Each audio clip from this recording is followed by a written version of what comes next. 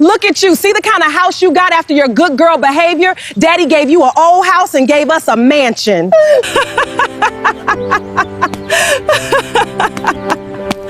I told you to be like us, but you refused. Everyone believed that when billionaire Chief Benson died, his youngest daughter, Stephanie, would receive the biggest share of everything he owned. After all, she was the only child who truly loved him, cared for him with all her heart, and stayed beside him until he took his very last breath. But when the family lawyer finally unfolded the will, the whole room became silent.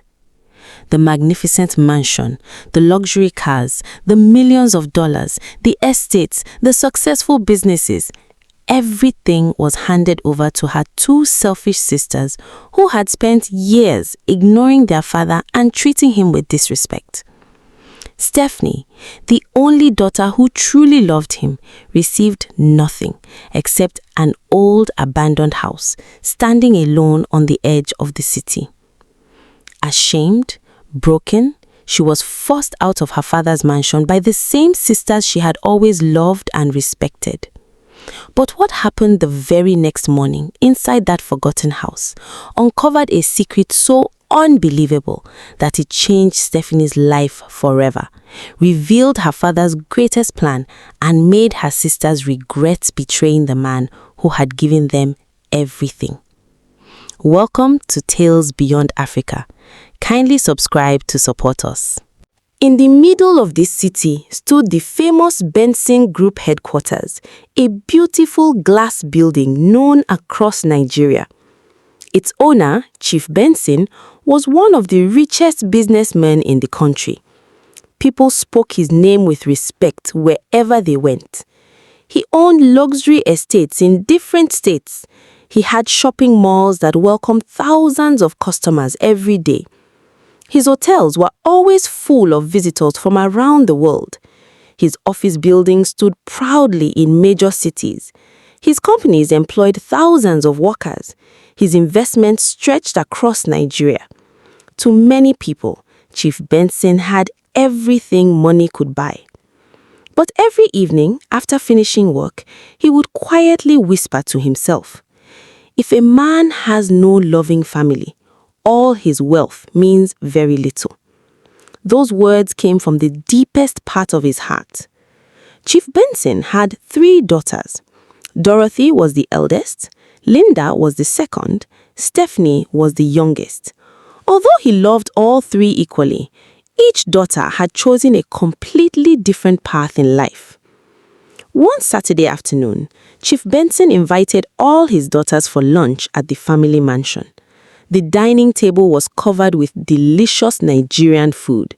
There was jollof rice, fried rice, pounded yam, egusi soup, peppered fish, grilled chicken, fresh fruits, and chilled drinks. The houseworkers smiled as they served the family. Dorothy entered the dining room wearing an expensive designer dress. She admired herself in the large mirror before sitting down. "Daddy," she said with a smile, "I saw a new sports car online. It is beautiful. Please buy it for me." Chief Benson smiled gently. "You already have 2 cars, my daughter." "But they are old now," Dorothy replied proudly. "My friends are driving newer ones."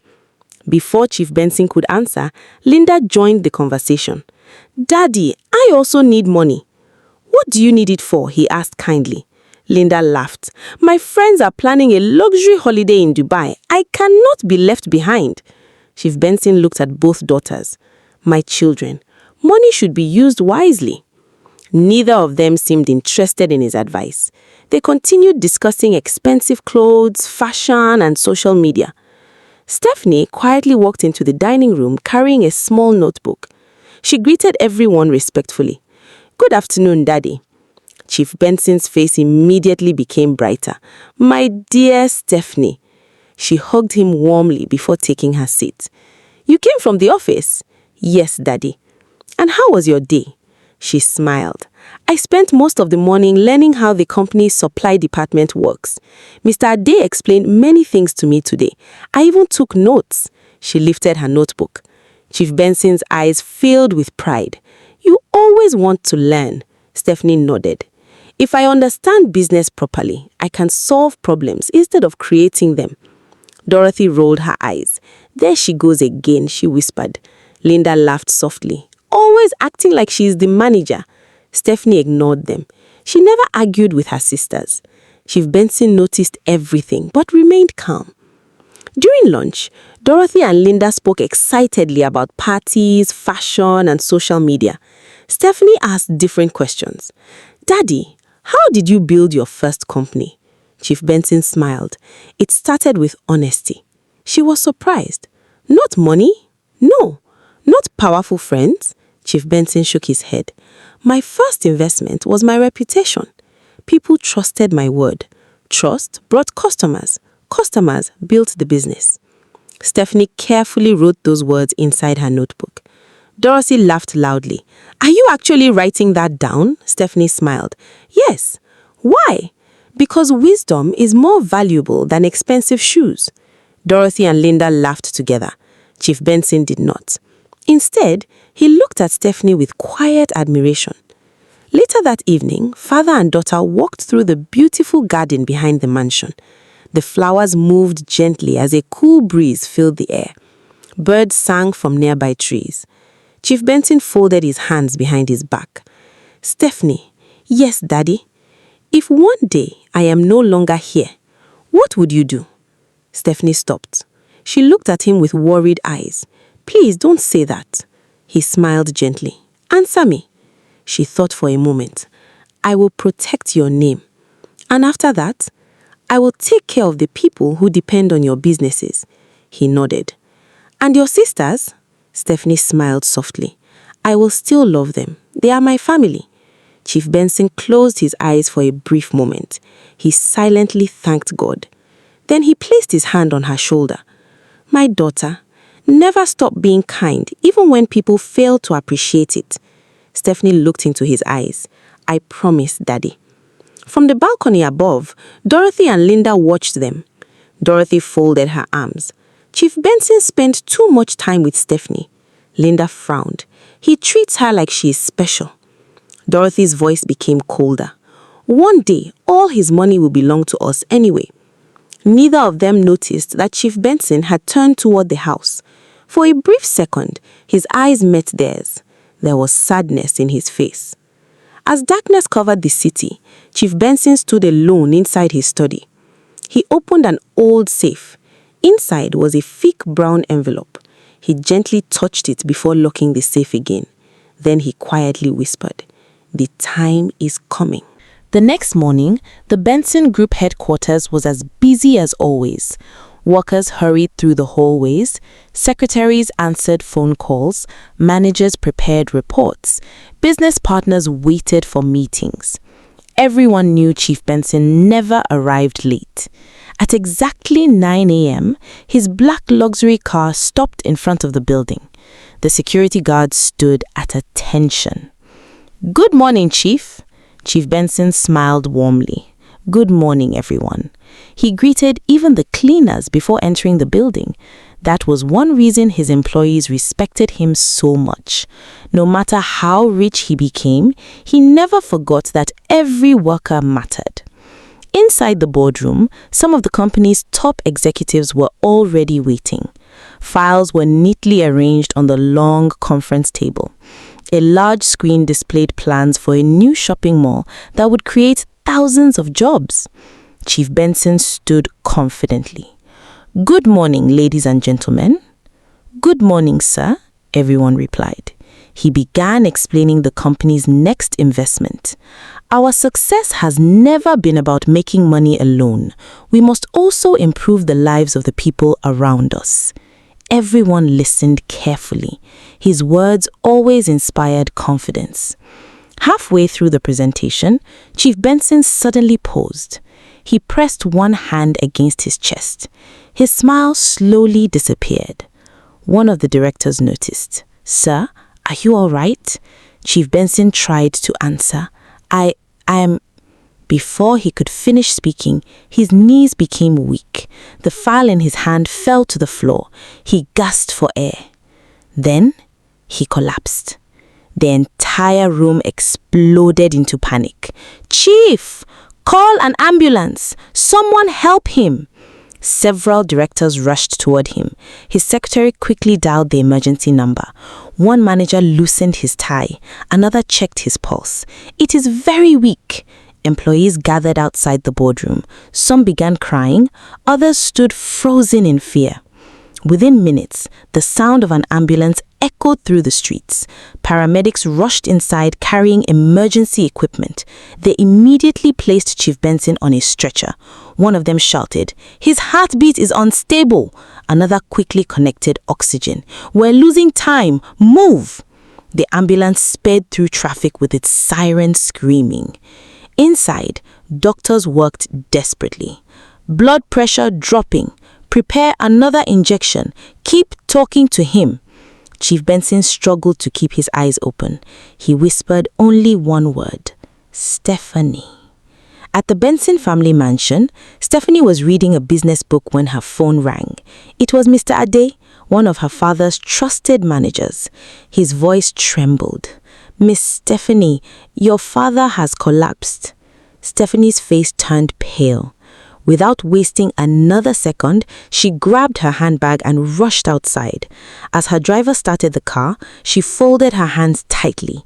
"Please, God, don't let anything happen to my father." Tears rolled down her cheeks during the entire journey. At the same time, Dorothy received the same phone call while shopping in an expensive boutique. She frowned. "What? Daddy is in the hospital?" The saleswoman looked concerned. "I'm sorry to hear that." Dorothy sighed. "I was just about to pay for these dresses." She looked at the clothes for a moment before saying, "Please keep them aside. I'll come back later." She slowly walked out.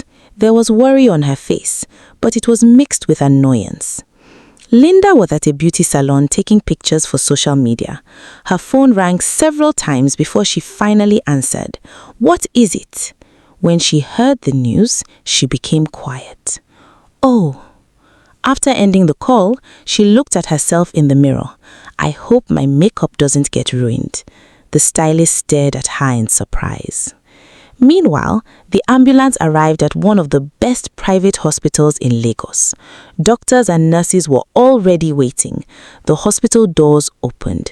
"Emergency!" The medical team rushed Chief Benson into the intensive care unit. Machines beeped loudly. Doctors surrounded him. "Possible major heart attack. Prepare the operating room. Call the heart specialist immediately." Within minutes, some of Nigeria's best cardiologists arrived. More specialists were flown in from another state. Money was not a problem. Chief Benson's family approved every treatment without delay. Millions of naira were spent as doctors fought to save his life. Outside the ICU, Stephanie arrived, breathing heavily. She rushed toward the nurses. "My father, where is he? Please calm down. I just want to see him. The doctors are still working on him." Stephanie sank into a chair. She covered her face and began to pray. "Lord, please spare his life." A few minutes later, Dorothy and Linda arrived. They hugged Stephanie briefly. "How is Daddy?" Linda asked. "The doctors are trying," Stephanie replied, wiping away tears. Dorothy sighed. "I hope this doesn't take too long." Stephanie looked at her in surprise. "What do you mean? I cancelled my weekend plans because of this." Stephanie said nothing. She simply looked away. Hours passed. The family waited anxiously. Finally, the chief heart specialist came outside. His face was serious. "We managed to stabilize him." Stephanie quickly stood. "Can we see him?" "For a short time." She entered first. Chief Benson looked weak. Several tubes were connected to his body. Machines surrounded his bed. She gently held his hand. Her tears dropped onto his fingers. "Daddy." Chief Benson slowly opened his eyes. A weak smile appeared on his face. "My little girl, I'm here. You came. I will never leave you." He squeezed his hand with the little strength he had left. Outside the room, Dorothy glanced at her watch. Linda whispered, How many days do you think he'll stay here? I don't know. I hope this hospital doesn't become our new home. Neither of them noticed that Stephanie could hear every word through the slightly open door. Her heart broke.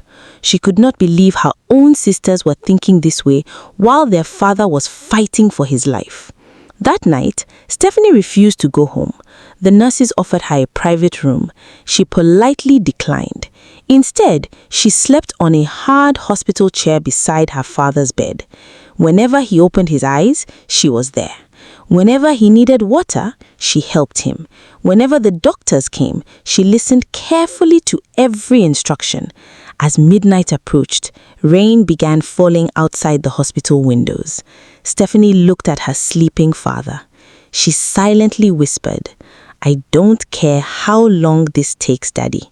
I will stay with you until you recover." The rain continued through the night. By morning, the hospital corridors were quiet. Doctors moved from one room to another. Nurses checked patients and wrote reports. The smell of medicine filled the air. Stephanie slowly opened her eyes. She had spent the entire night sitting beside her father's bed. Her neck was sore. Her eyes were red from crying, but she did not complain. The first thing she did was smile at her father. "Good morning, Daddy." Chief Benson opened his eyes and returned a weak smile. "Good morning, my daughter. How are you feeling today?" "A little better." Stephanie gently helped him sit up. She adjusted his pillow. She poured him a little water. Then she carefully helped him drink. A nurse walked into the room. She smiled after watching Stephanie. "You have not gone home since your father was admitted."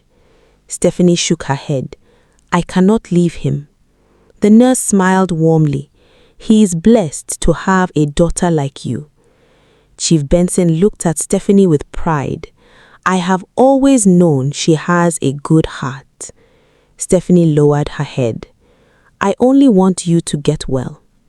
The nurse quietly left the room, giving them some privacy. Chief Benson reached for Stephanie's hand. "My daughter." "Yes, Daddy?" "Never allow money to change your heart." "I won't. Riches come and go." She nodded. "But a good name stays forever." Stephanie smiled. "I will always remember that." He gently squeezed her hand. "I know you will." Outside the hospital room, Dorothy and Linda finally arrived. Both wore expensive designer clothes. Dark sunglasses covered their eyes. Linda looked around. "This hospital smells strange." Dorothy sighed. "I don't even like hospitals." They walked into the room. "Daddy!" Chief Benson smiled weakly. "My daughters." Dorothy kissed his forehead. Linda hugged him gently. "We came to check on you." "I am happy you came." Stephanie stepped aside to give them space. For a few minutes, everyone remained quiet. Then Dorothy looked at her phone. "Oh no! What happened?" Linda asked. "My friends have already started the yacht party." Linda frowned. "I missed my television interview yesterday because of this hospital." Chief Benson closed his eyes. Stephanie noticed the sadness on his face. A doctor entered the room. "I'm sorry, the patient needs to rest." Dorothy immediately stood. "Let's go." Within seconds, both sisters left the room. Stephanie stayed. She gently covered her father with his blanket. "I'll be right back, Daddy. Let me get your medicine." He nodded. As Stephanie walked toward the pharmacy, she passed a quiet waiting area. Suddenly, she heard familiar voices. It was Dorothy and Linda. They were sitting together near a window. Stephanie stopped when she heard her own name. Dorothy laughed softly. "Look at Stephanie." Linda smiled. "She has practically moved into the hospital." Dorothy sneered. "She behaves as if Daddy will give her a special reward." Linda leaned closer. Even if he does, the real wealth belongs to us. Dorothy nodded confidently. Daddy built all those companies for the family. Linda smiled greedily. When he dies, Dorothy quickly interrupted. When he dies, I'll finally renovate the mansion. Linda laughed. I want the beach house. Dorothy added, I want Daddy's Rolls Royce. Linda said, I'll take his private jet and I'll sell some shares and travel around the world. The two sisters laughed together. Stephanie froze. Her hands began shaking. She could not believe what she was hearing. Their father was still alive. Doctors were still fighting to save him. Yet all they cared about was his money. Tears filled Stephanie's eyes. She quietly turned away before they could see her. She walked into an empty hallway. She leaned against the wall. Then she cried. How can they think like this? She covered her face. They are talking about Daddy as if he is already gone. A cleaner pushing a trolley noticed her. My dear, are you all right? Stephanie forced a weak smile. I'll be fine. But deep inside, her heart was breaking. A few minutes later, Stephanie returned to her father's room. She wiped away her tears before entering. Chief Benson looked at her carefully. You have been crying. Stephanie tried to smile. No, Daddy. He gently shook his head. I know my daughter. She looked away. I just want you to get better. He said nothing more, but he noticed the pain hidden in her eyes. Days turned into 1 week. The hospital became Stephanie's second home. Every morning she helped feed her father. She reminded him to take his medicine. She read books aloud to him when he felt lonely. Sometimes she read newspapers and told him about business news. Other times they simply talked. One afternoon, Chief Benson smiled. Tell me something. What is it, Daddy? If you had all the money in the world, what would you do? Stephanie thought for a moment. I would help people. What else? I would protect your businesses. And I would make sure every worker receives fair treatment. Chief Benson smiled proudly. You always think about others before yourself. Stephanie laughed softly. You taught me that. He looked out through the hospital window. The greatest success is not becoming rich. She listened carefully. It is becoming someone people can trust. Stephanie quietly nodded. I understand. Meanwhile, Dorothy and Linda visited less and less. Sometimes they stayed only 5 minutes. Sometimes they did not come at all. Instead, they spent their days shopping, attending parties, posting pictures online, and talking about the luxurious future they believed was waiting for them. Hospital staff began noticing the difference. One nurse whispered to another, "The youngest daughter never leaves." The other nurse nodded. "She sleeps here every night." "What about the other two?" "They come only when it is convenient." Even the doctors admired Stephanie's devotion. Late one evening, after another long day of treatment, the chief cardiologist called Stephanie into his office. His expression was serious. "We have done everything medical science can offer." Stephanie held her breath. "What are you saying, doctor?" "He's stable for now." He paused. "But his heart has become very weak." Stephanie felt tears gathering again. "Will he recover?" The doctor looked down at the medical file before answering quietly. "The next few days will decide everything." Stephanie left the office with trembling legs. She walked back toward her father's room. Before opening the door, she stood silently. She whispered a prayer. "God, please don't take my father away." She gently pushed the door open. Chief Benson was awake. He looked at her with calm, loving eyes. Then he softly said, "My daughter, tomorrow there is something very important I must tell you before it is too late." Stephanie's heartbeat quickened. Stephanie had been awake since dawn. She had helped the nurses clean her father's room. She arranged the flowers on the table. She gently adjusted his blanket. Even though she was tired after spending many sleepless nights in the hospital, she still smiled whenever her father looked at her. Chief Benson watched her silently. His heart was full of love and pride. A few minutes later, Dorothy and Linda arrived. They walked into the room carrying expensive gift baskets. "Daddy, good morning," Dorothy said. "We hope you are feeling stronger today," Linda added with a forced smile. Chief Benson looked at all three daughters. Then he spoke softly. "My children, thank you for coming." The sisters smiled. "I would like to spend a few minutes alone with Stephanie." Dorothy frowned. "Alone?" "Yes." Linda looked surprised but said nothing. The doctor gently opened the door. "Please, give them some privacy." Reluctantly, Dorothy and Linda walked out of the room. As the door closed behind them, silence filled the room. Stephanie moved closer to the bed. "Daddy, is everything all right?" Chief Benson smiled weakly. "There are some things a father must say before his journey ends." Tears immediately gathered in Stephanie's eyes. "Please don't talk like that." He gently shook his head. "My daughter, every life has its season." Stephanie held his hand tightly. "I still believe you will recover." Chief Benson smiled. "Faith is beautiful. Never lose it." He took a slow breath before continuing. "Do you remember when you were 10 years old?" Stephanie smiled through her tears. "When I broke your reading glasses?" Chief Benson laughed softly. "Yes. I cried because I thought you would be angry." "And do you remember what I told you?" Stephanie nodded. "You said people are more important than things." "Exactly."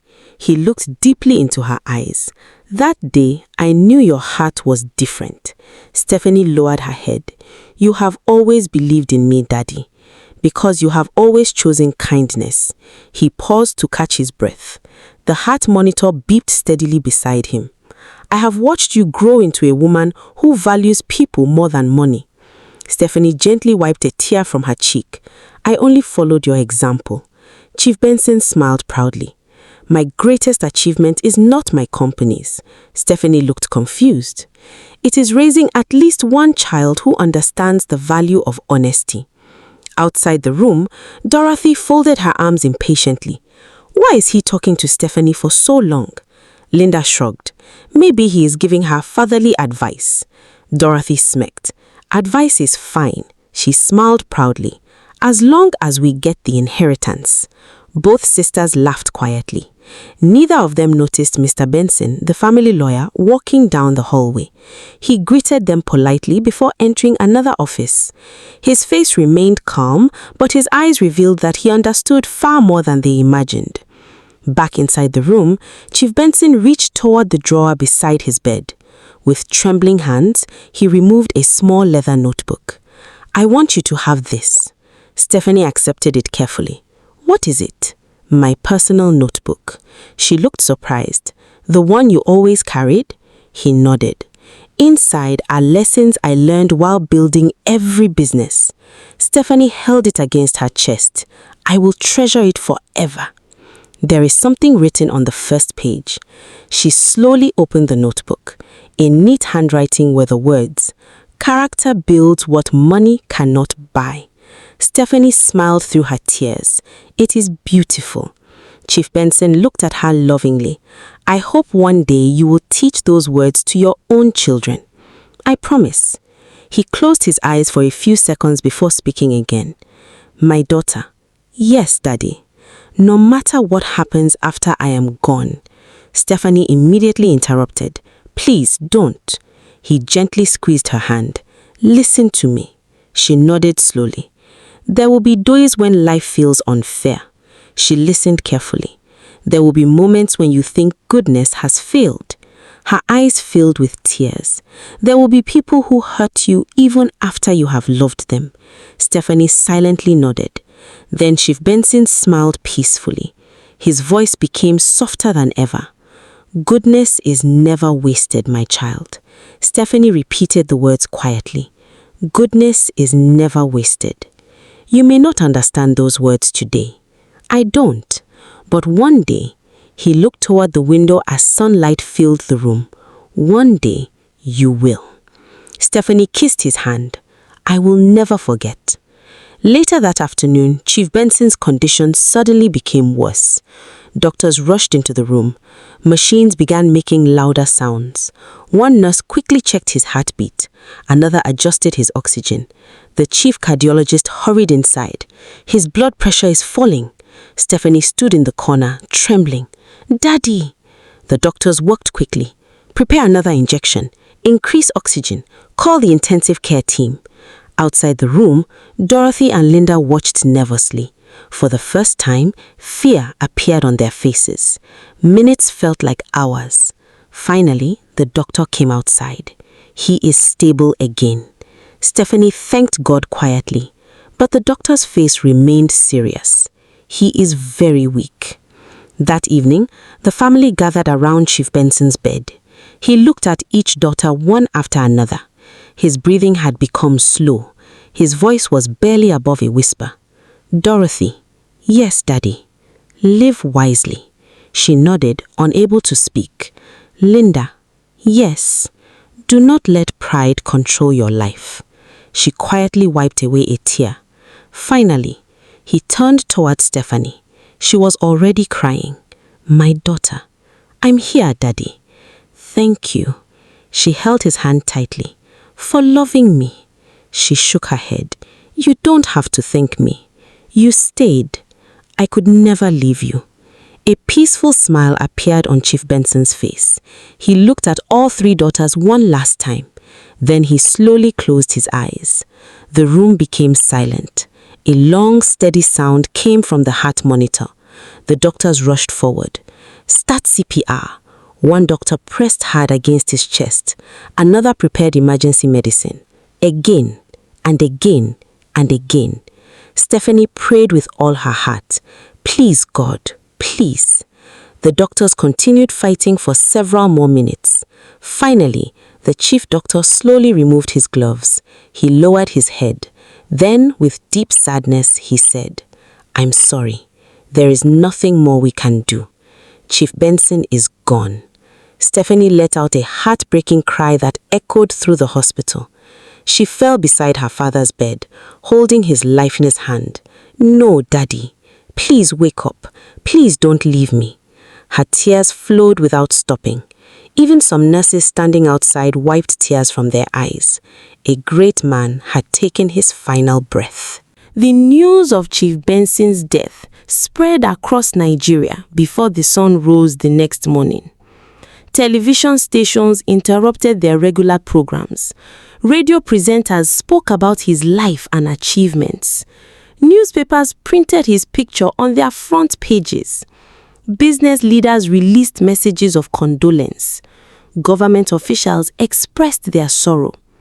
Thousands of people could not believe that the man who had built one of Nigeria's greatest business empires was gone.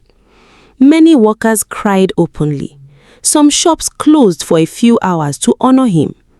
At the Benson Group headquarters, the company flag flew at half-mast. Employees gathered quietly in front of the building.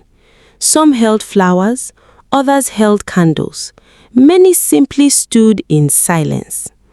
One elderly security guard wiped tears from his eyes. I have worked for Chief Benson for 22 years, he said. He never treated me like a servant. He treated me like family. A cleaner standing beside him nodded. When my husband became sick, Chief Benson paid every hospital bill without telling anyone. Another employee added, he gave scholarships to my 3 children. Without him, they would never have gone to school. One after another, people shared stories of his kindness. Stephanie listened quietly. Every story reminded her that her father had lived a life that touched thousands of hearts. She smiled through her tears. That was the man I called Daddy. 3 days later, preparations for the funeral began. The Benson family mansion was filled with visitors from morning until night. Business partners arrived from different countries. Traditional rulers came dressed in colorful royal attire. Religious leaders offered prayers. Old friends embraced one another with tears in their eyes. Huge white tents were set up outside the mansion. Fresh flowers decorated every corner. Large portraits of Chief Benson stood proudly at the entrance. Everyone who walked in paused to look at his smiling face. Stephanie often found herself standing before one of the portraits. She gently touched the frame. "I miss you so much, Daddy." Her voice broke. "I wish I could hear your advice one more time." Behind her, one of the housekeepers quietly cried. "You loved him with all your heart." Stephanie nodded. "He was not only my father." She smiled sadly. "He was my best friend." Meanwhile, Dorothy and Linda were busy discussing something very different. Inside Dorothy's bedroom, expensive dresses were spread across the bed. She held up a black designer gown. "Should I wear this to the funeral?" Linda looked at it. "No." "Why? It isn't expensive enough." Dorothy laughed. "You are right." She picked another one. "This one cost more." Linda smiled. "Perfect." A few seconds later, Dorothy closed the bedroom door. She lowered her voice. "The lawyer will probably read the will after the funeral." Linda's eyes became bright. "I've been thinking about that too." "The mansion will most likely belong to both of us." Linda nodded excitedly. "And the cars, the hotels, the companies, the shopping malls." Linda laughed quietly. "I've already decided which bedroom I want after we renovate the mansion." Neither sister noticed that one of the elderly housemaids had stopped outside the door. The woman shook her head sadly before walking away. The day of the funeral finally arrived. From early morning, long lines of vehicles stretched along the road leading to the church. The parking areas quickly became full. People continued arriving from every part of Nigeria. The church itself was beautifully decorated with white flowers. Soft music filled the air. The atmosphere was heavy with sorrow. When Chief Benson's casket was brought inside, the entire congregation stood. Many people immediately burst into tears. Stephanie could no longer hold her emotions. She walked slowly behind the casket. Each step felt heavier than the last. As she looked at the polished wooden coffin, memories flooded her heart. She remembered sitting beside her father in the garden. She remembered learning business lessons from him. She remembered his warm smile. She remembered his final words. "Goodness is never wasted, my child." She whispered those words to herself again. Then tears rolled down her face. The pastor stepped forward. "Today, we're not only saying goodbye to a successful businessman," he paused. "We're saying goodbye to a man who changed countless lives." He spoke about Chief Benson's generosity, his honesty, his discipline, his kindness, his faith. Many people nodded. Some cried openly. One by one, respected guests stood to share their memories. A former employee said, "When my house burned down, Chief Benson rebuilt it without asking for anything in return." Another man said, "When I lost hope, he gave me my first job." A widow stepped forward with trembling hands. "My children are alive today because Chief Benson paid for their medical treatment." The church became silent. Stephanie wept even harder. She realized she had never fully known how many lives her father had quietly blessed. Dorothy and Linda also cried, but whenever people looked away, they exchanged quick whispers. Linda leaned closer. "I wonder how much money is in Daddy's personal accounts." Dorothy whispered back, "We'll know soon. I hope the lawyer doesn't delay." Stephanie accidentally heard those words. Her heart sank. She looked at her sisters in disbelief. Even during their father's funeral, they were thinking about money. She quietly turned away. Instead of becoming angry, she folded her hands and prayed, "Daddy, I promise I will never allow greed to enter my heart." After the church service, the burial procession moved to the private family cemetery. The sky suddenly became cloudy. A gentle wind blew across the field. As the casket was slowly lowered into the ground, Stephanie fell to her knees. Her tears would not stop. "Thank you for everything, Daddy. I will always love you. I will make you proud." The workers gently covered the grave with soil. Flowers were placed on top. Many people stayed behind for several minutes, unwilling to leave. One elderly businessman quietly said, "Men like Chief Benson are rare." Another replied, "His legacy will live for generations." As evening approached, the family returned to the mansion. The once lively house now felt empty. Stephanie walked slowly into her father's study. His chair remained exactly where he had left it. His favorite pen still rested on the desk. She gently picked it up. Then she noticed something. The large safe in the corner of the room was gone. She frowned. "That's strange."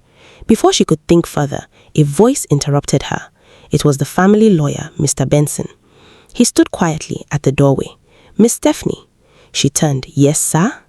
"The reading of your father's will has been scheduled." Stephanie took a deep breath. "When?" Mr. Benson looked at all three sisters. "Tomorrow morning." The room suddenly became silent. Dorothy smiled confidently. Linda could barely hide her excitement. Stephanie simply lowered her head. She was not thinking about money. She was only thinking about the father she had just buried. The next morning, the Benson family mansion was filled with tension. No one spoke loudly, no one laughed. Even the servants moved quietly through the hallways. Everyone knew this was the day Chief Benson's final wishes would be revealed. By 9 o'clock, the large family meeting room was full. Close relatives had arrived. The company's board members were seated quietly. Long-time family friends were present.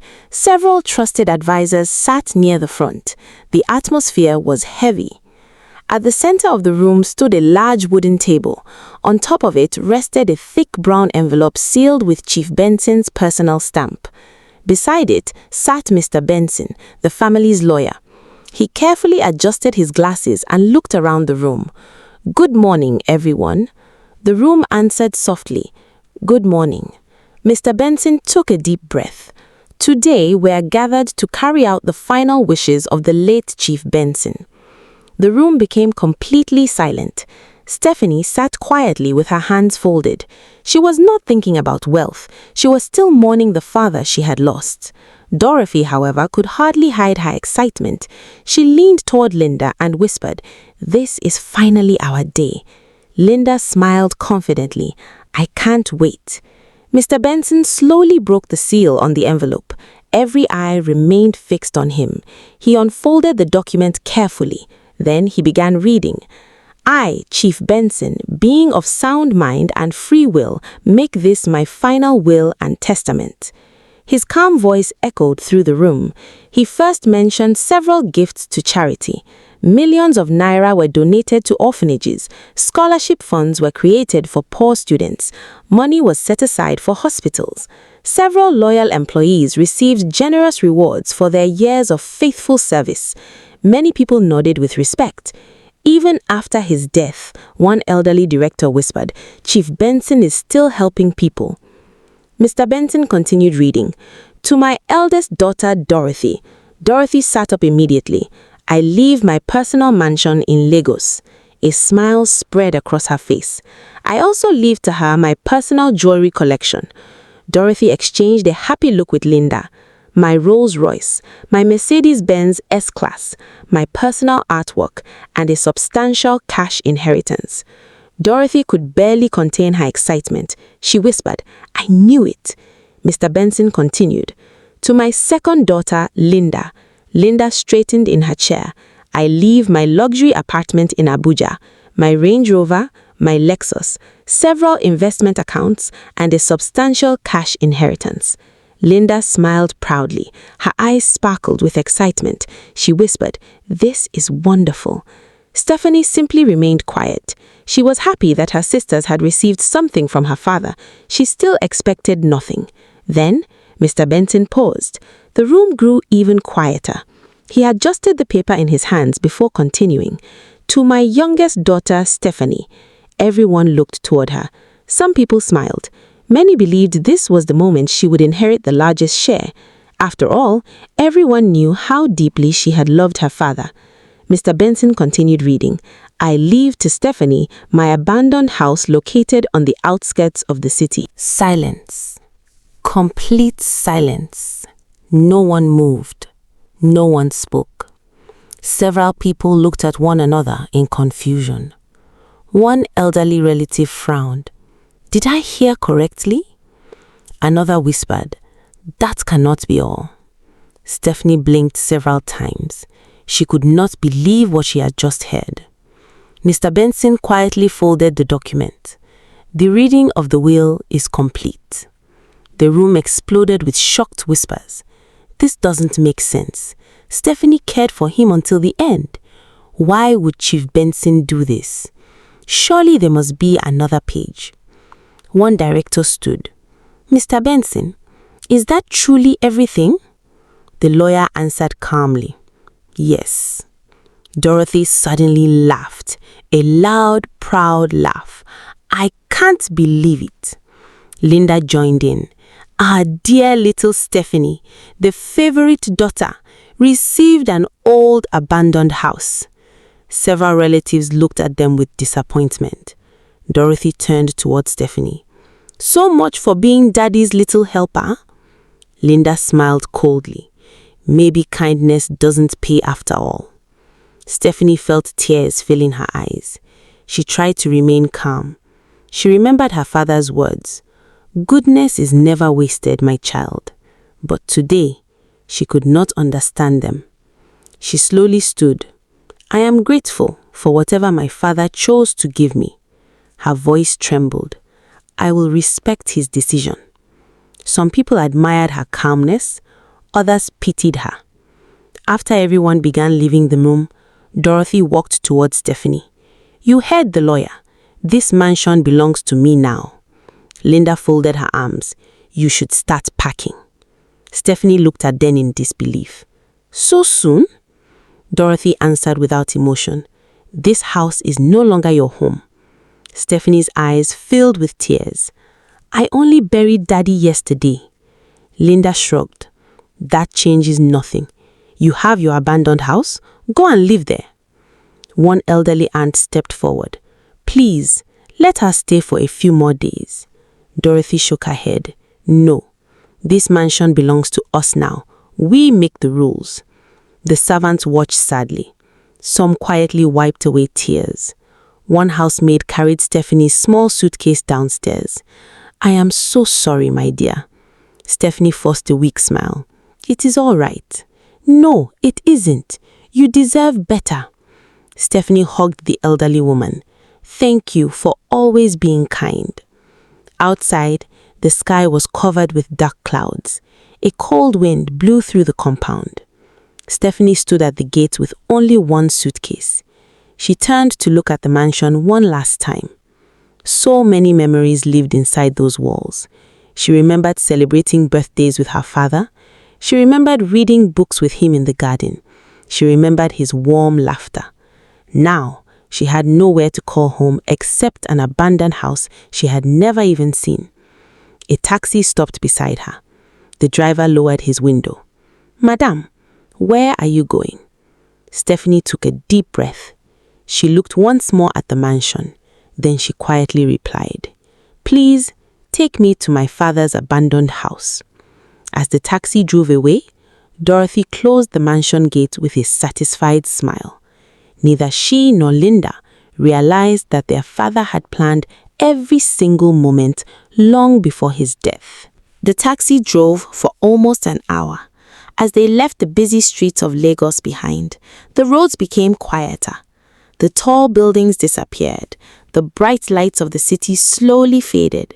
Soon, the taxi turned onto a narrow road surrounded by tall trees and thick bushes. The air felt colder. The place was almost silent. Stephanie looked out of the window.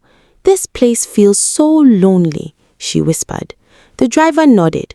I have driven past this area many times. He pointed ahead. That old house has been empty for years. A few moments later, the taxi stopped. There it is. Stephanie slowly stepped out. She looked up. Her heart sank. The house looked forgotten. The paint had almost completely peeled off. Several windows were broken. The roof had missing pieces. Wild grass surrounded the building. Old tree branches hung over the entrance. The front gate was rusty. Cobwebs covered every corner of the porch.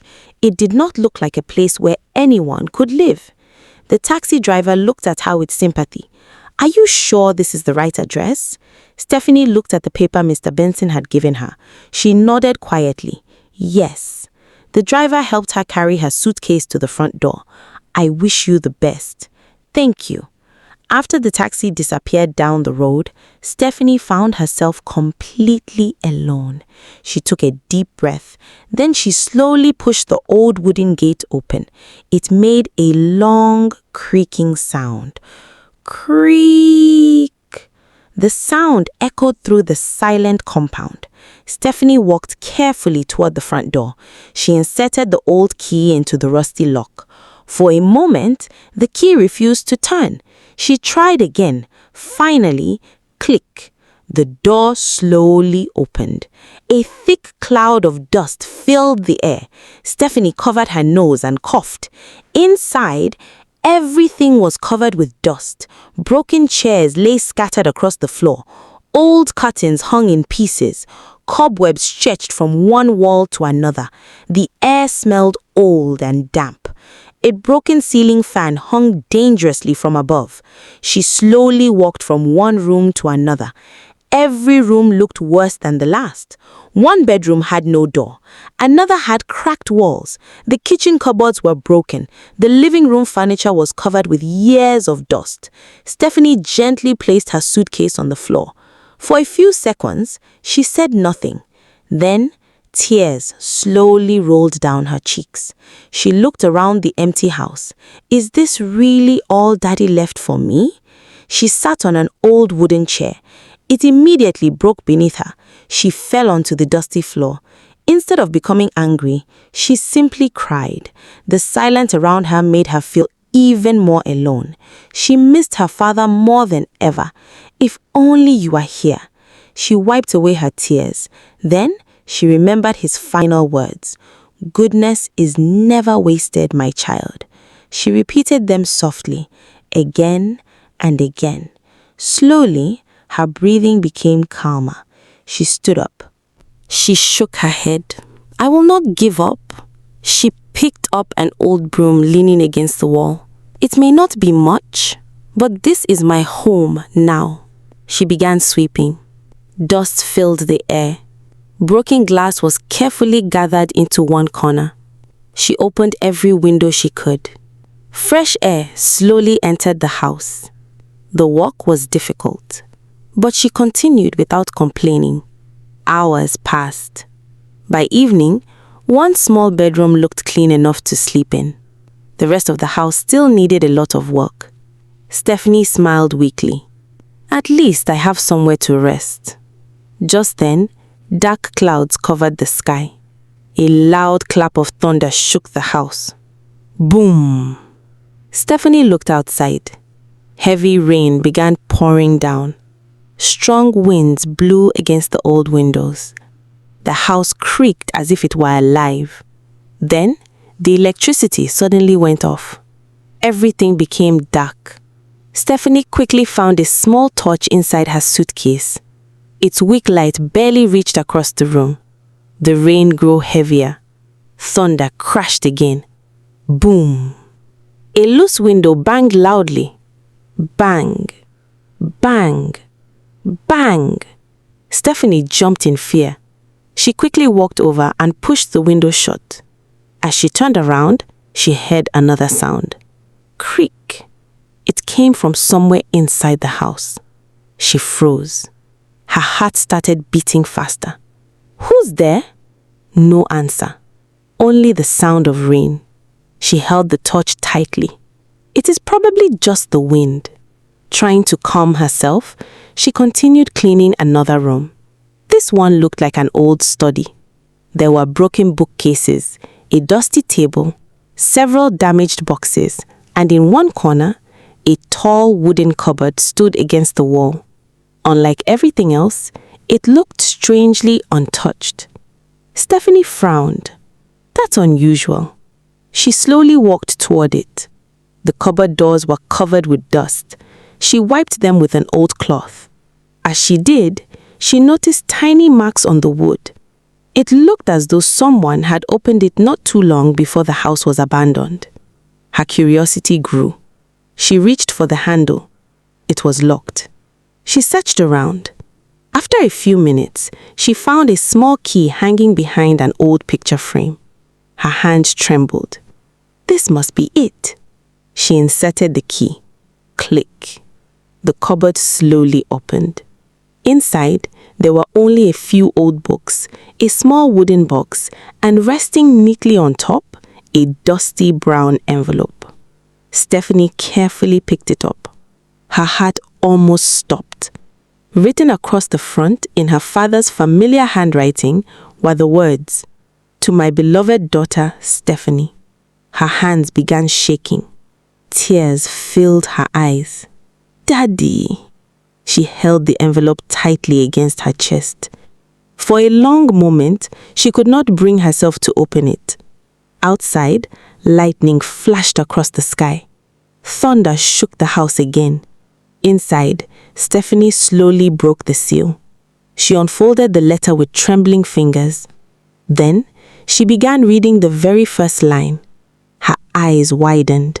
She whispered, "Oh my God." Stephanie's hands trembled as she unfolded the old letter.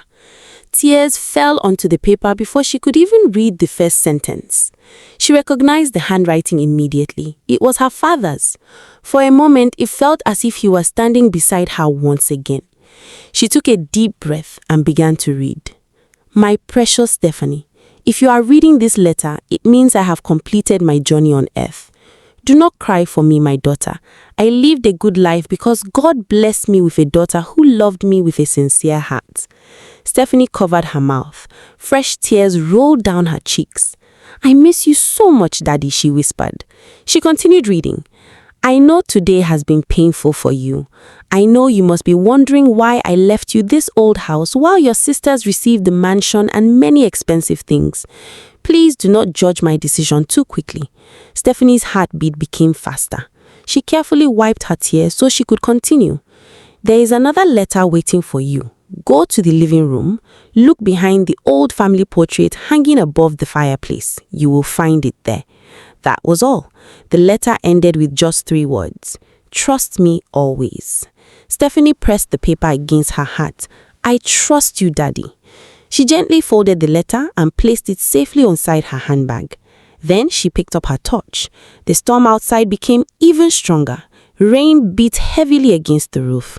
Lightning flashed through the broken windows. Thunder shook the entire house. Despite her fear, Stephanie walked toward the living room. Every step echoed through the silent house. The old wooden floor creaked beneath her feet. She reached the fireplace. Above it hung a large family portrait. Years of dust almost covered every face. Stephanie smiled sadly. In the picture, she was still a little girl. Her father stood proudly behind his 3 daughters. Everyone looked happy. She reached up and carefully lifted the heavy portrait from the wall. Behind it, there was a small hidden space. Inside lay another brown envelope. Stephanie's heart pounded. She slowly picked it up. Written across the front were the words, "Open this only after you have read my first letter." She smiled through her tears. Daddy planned everything. She carefully opened the second envelope. Inside was a much longer handwritten letter. She took a deep breath and began reading. "My beloved Stephanie, by now you have probably felt disappointed, confused, and even rejected. I knew this day would be very difficult for you. Please forgive me for allowing you to experience that pain." Stephanie nodded slowly. "I understand, Daddy." She continued, "You have always loved me because I was your father, not because of my wealth. You stayed beside my hospital bed without expecting anything in return. You showed me that your heart could be trusted." Stephanie could no longer stop crying. Every sentence reminded her of the precious moments they had shared. She kept reading. Your sisters are not evil, but they have allowed greed to control their hearts. They love comfort more than responsibility. They admire luxury, but they do not understand sacrifice. Stephanie lowered her head. She remembered overhearing their conversations in the hospital. Her father had understood them better than anyone. The next paragraph made her stop breathing for a moment. The mansion, the expensive cars, and the jewelry and the cash I left to Dorothy and Linda are only a small part of everything I own. Stephanie's eyes widened. What? She quickly continued reading.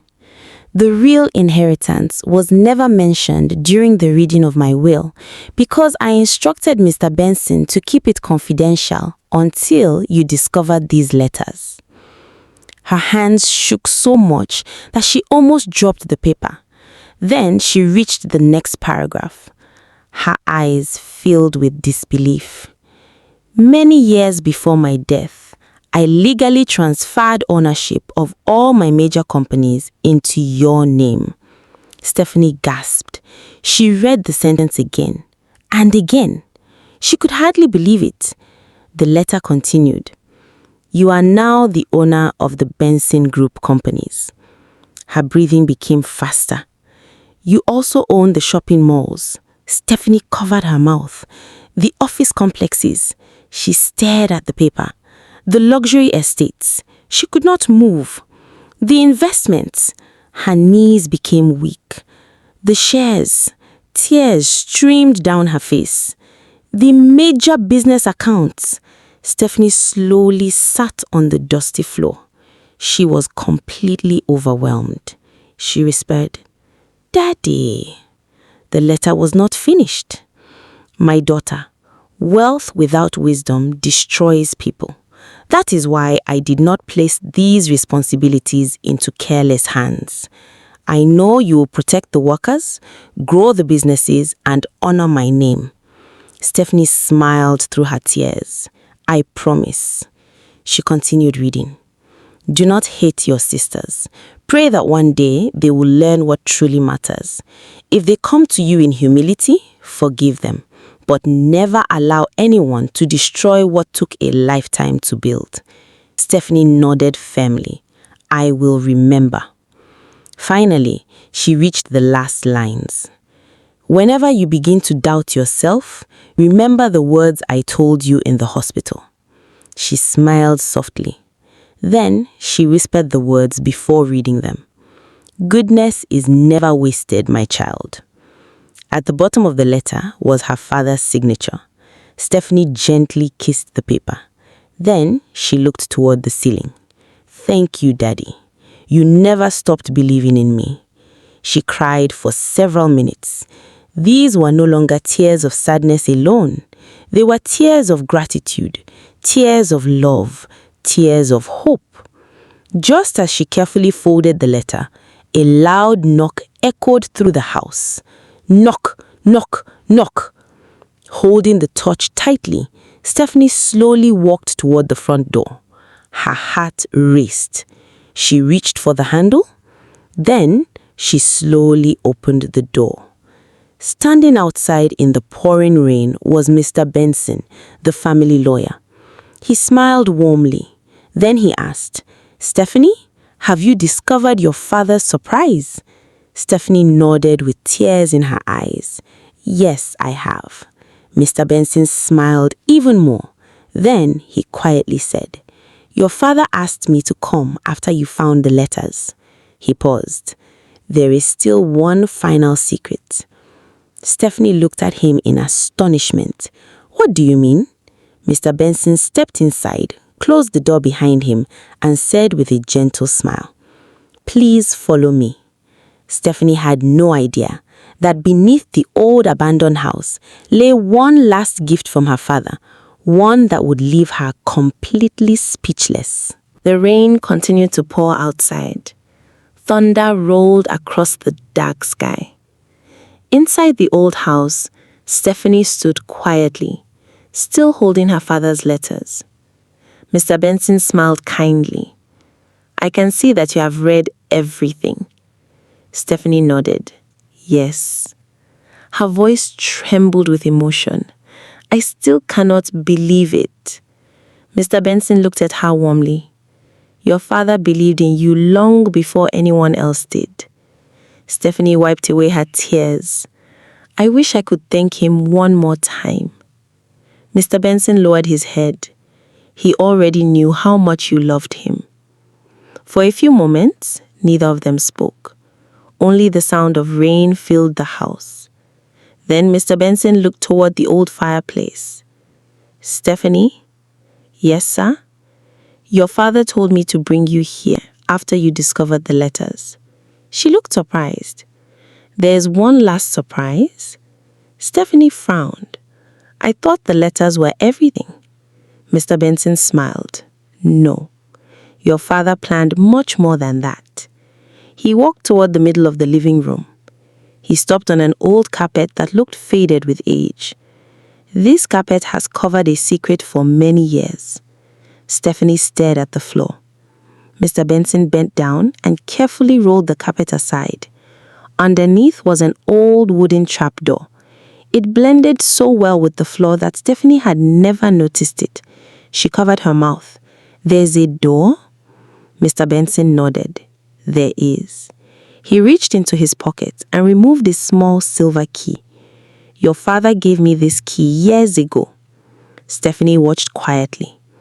Mr. Benson unlocked the trapdoor. Click. He slowly lifted it. A narrow staircase appeared beneath the house. Soft lights suddenly switched on below. Stephanie's eyes grew wide. There's electricity down there? Mr. Benson smiled. A private backup power system. Stephanie could hardly believe what she was saying. Mr. Benson gestured toward the stairs. Please. Together, they slowly walked down. Every step echoed softly. As they reached the bottom, Stephanie stopped walking. She could not speak. Before her stood a huge underground garage. The floor shone brightly. The walls were spotless. Everything looked brand new. It was nothing like the abandoned house above. Packed neatly in rows were beautiful luxury vehicles. A black Lamborghini, a white Rolls Royce, a silver Mercedes-Benz, a brand new Range Rover, a shiny Lexus, a powerful Toyota Land Cruiser, several other luxury SUVs. Each vehicle looked as though it had just left the showroom. Stephanie's hands began shaking. Oh my God. Mr. Benson smiled. Every one of these vehicles belongs to you. Stephanie slowly walked toward the Lamborghini. She gently touched it. This is real? Very real. She looked around the garage again. I never imagined this. Mr. Benson nodded. That was exactly your father's intention. Stephanie turned toward Hugh. Why did he hide all this? Mr. Benson smiled gently. Chief Benson often told me something. What did he say? He said that wealth should never be placed in the hands of someone who loves luxury more than responsibility. Stephanie remembered the letter. Her father had written almost the same words. Mr. Benson continued. He wanted you to understand disappointment before receiving abundance.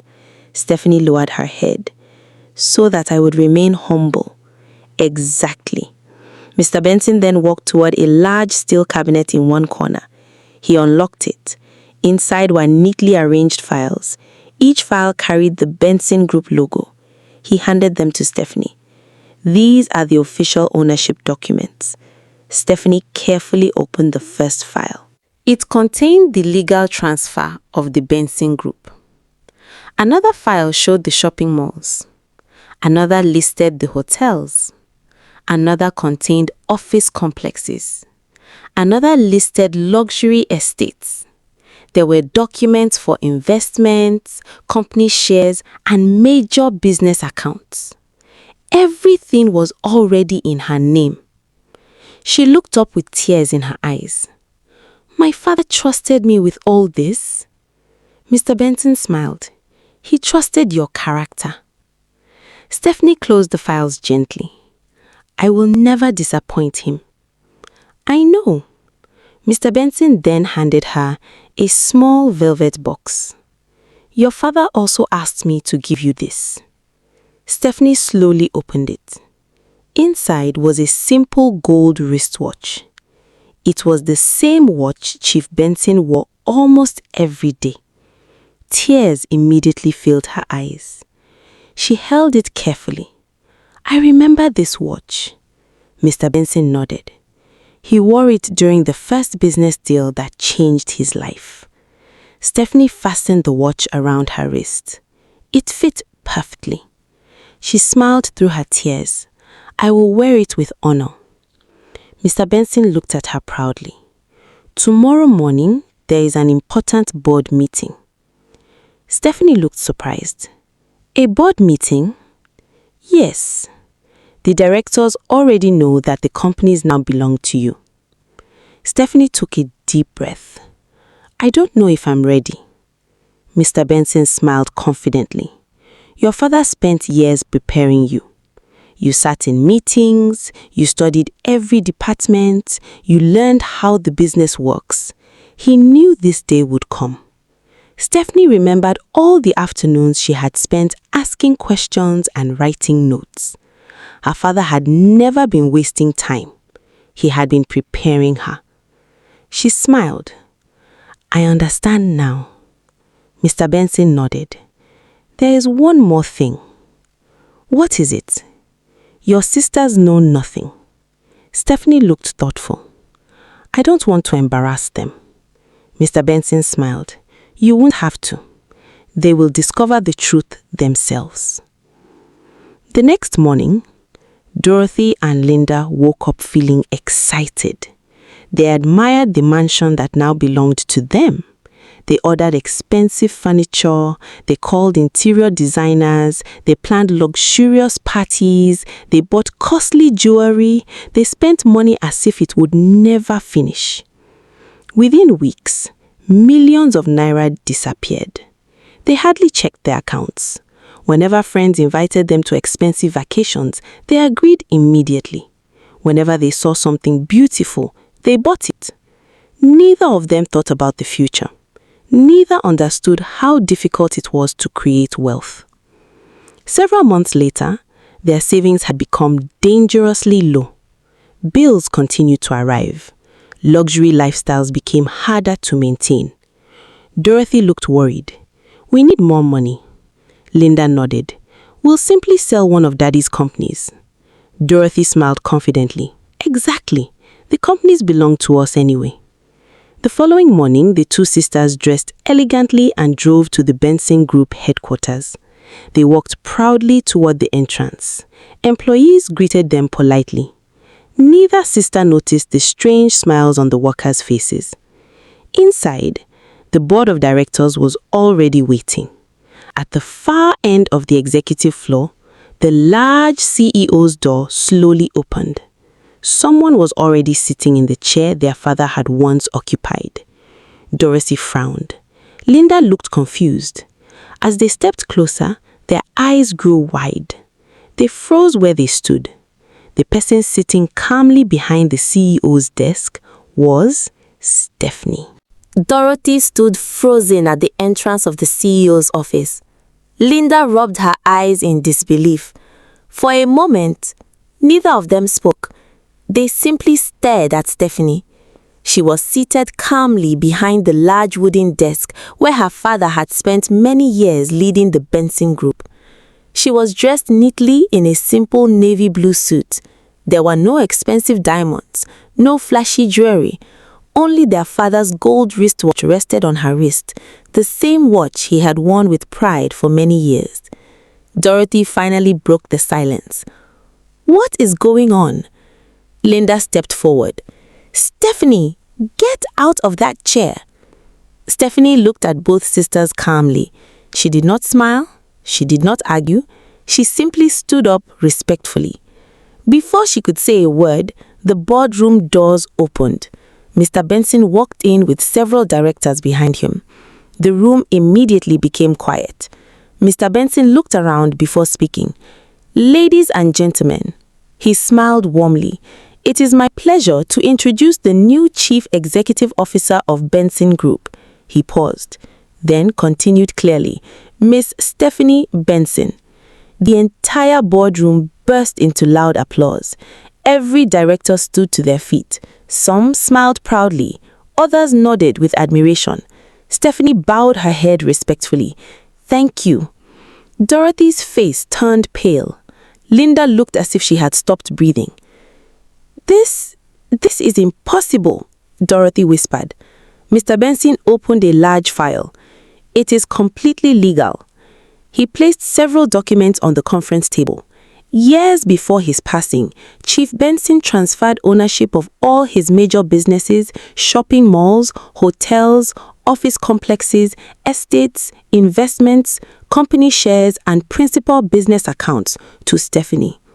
Dorothy quickly grabbed one of the documents. She read every page carefully. Her hands began shaking. Linda picked up another file.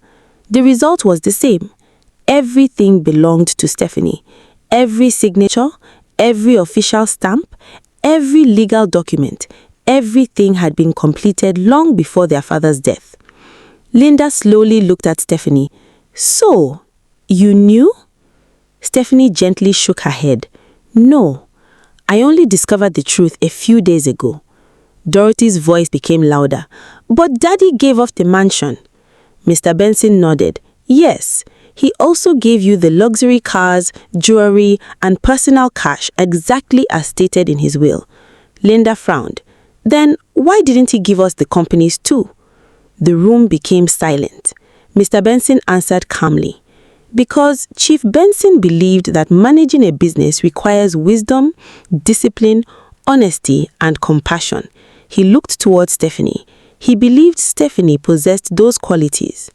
Dorothy lowered her head. For the first time in her life, she had no answer. The meeting continued.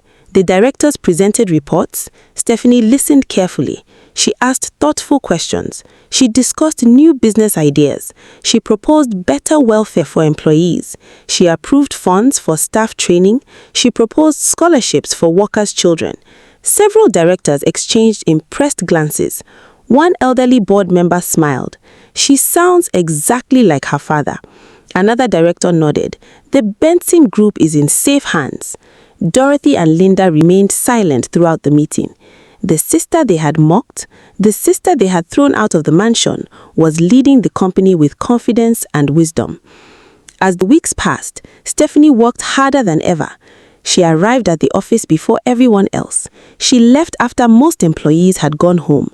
She visited every company branch. She spoke with cleaners. She greeted security guards. She listened to drivers. She encouraged young workers. Whenever someone had a problem, she listened patiently. Soon, employees began calling her the People's CEO. Under Stephanie's leadership, the businesses became even stronger. New investments were made wisely, more jobs were created, profits increased. Chief Benson's legacy continued to grow.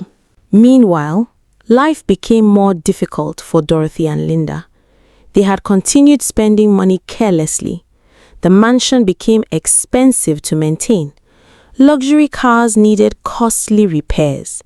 Large parties drained their remaining savings.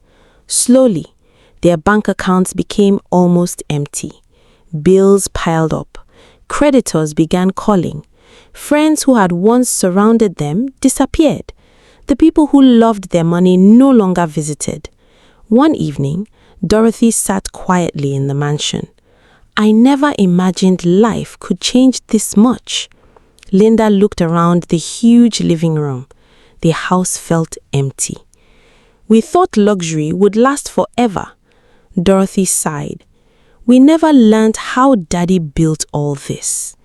Linda lowered her head. We only knew how to spend. For the first time, the two sisters truly understood the difference between owning wealth and creating wealth. A few days later, Dorothy and Linda asked to meet Stephanie. She welcomed them into her office. Neither sister looked proud anymore. They looked tired, ashamed, broken. Dorothy spoke first. Stephanie, I am sorry. Linda's eyes filled with tears. We treated you badly. We laughed at you. We forced you out of the mansion. We only cared about money. Stephanie remained quiet. Her father's words echoed in her heart. Do not hate your sisters. Pray that one day they will learn what truly matters. She smiled gently. I forgave both of you a long time ago. Dorothy burst into tears. You did? Stephanie nodded. Daddy taught me that forgiveness sets the heart free. Linda wiped her eyes. Can we ever become a family again? Stephanie walked around her desk and embraced both sisters. Yes. The three sisters cried together. It was the first genuine hug they had shared in many years. Several weeks later, Stephanie invited Dorothy and Linda to visit their father's grave. The three sisters stood quietly beside the headstone. Fresh flowers rested on the grave. A gentle breeze moved through the trees. Stephanie smiled softly. Daddy, your family is finally healing. Dorothy wiped away tears. I wish we had listened to you while you were alive. Linda nodded. We wasted so much time chasing things that never truly mattered. Stephanie held both their hands. We cannot change yesterday, but we can choose how we live from today. Both sisters nodded. They understood. This time, they truly understood. Although Stephanie forgave Dorothy and Linda with all her heart, she did not hand over control of the businesses. She remembered her father's instructions: protect what took a lifetime to build. Instead, she encouraged her sisters to learn. She enrolled them in business training. She asked experienced managers to mentor them. She gave them opportunities to earn responsibility rather than receive it.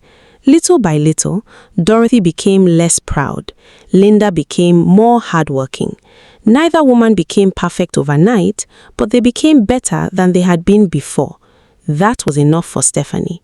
Years later, Benson Group became one of the most respected business empires in Africa. People admired Stephanie's leadership. Employees loved working for her. Communities benefited from her generosity. Thousands of young people received scholarships. Hospitals were built. Schools were enlightened. Businesses continued to grow. Whenever reporters asked Stephanie the secret of her success, she always smiled and gave the same answer. My father taught me one lesson that changed my life. Then, she would repeat the words she carried in her heart every single day. Goodness is never wasted. Moral of the story: money can buy houses, cars, and luxury, but it cannot buy wisdom, kindness, or a good heart. Greed may win for a short time, but humility, patience, honesty, and love build a future that lasts for generations. Never judge your blessings too early. Sometimes, what looks like a disappointment is only the beginning of God's greater plan.